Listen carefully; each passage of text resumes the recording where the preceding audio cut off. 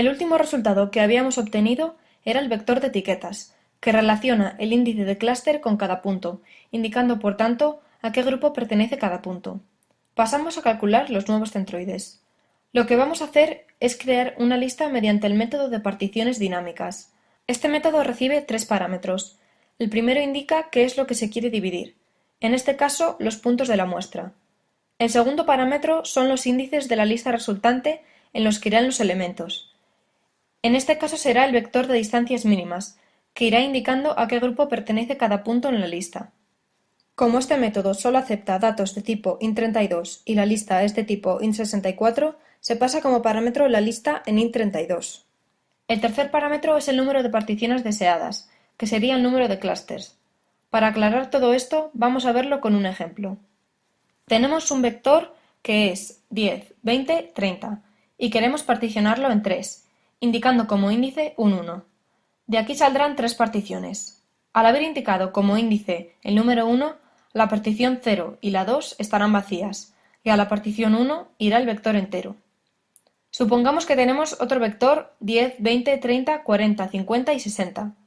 Al aplicar el método de partición dinámica, se le pasa como número de particiones 3 y como índices el vector 0, 1, 0, 2, 0, 2. Al ejecutar esto, como resultado se tendrían tres particiones. La primera de ellas tendría como elementos 10, 30 y 50, la segunda sería 20 y la tercera tendría 40 y 60. Si nos fijamos en los índices, la primera posición indica que el elemento en esa posición irá a la partición 0.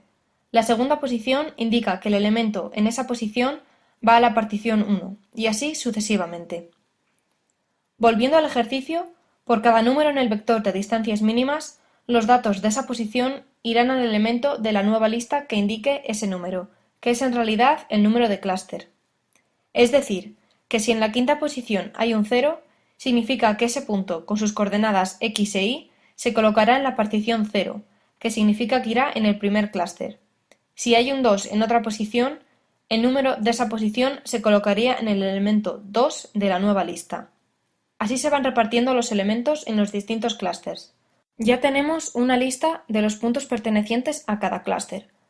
Ahora calculamos el punto medio de cada uno de esos grupos. Se le pasa 0 como segundo parámetro al método reduceMin para que haga las operaciones con las x por un lado y con las y por otro. Por último, se actualizan los centroides con los valores resultantes mediante el método assign.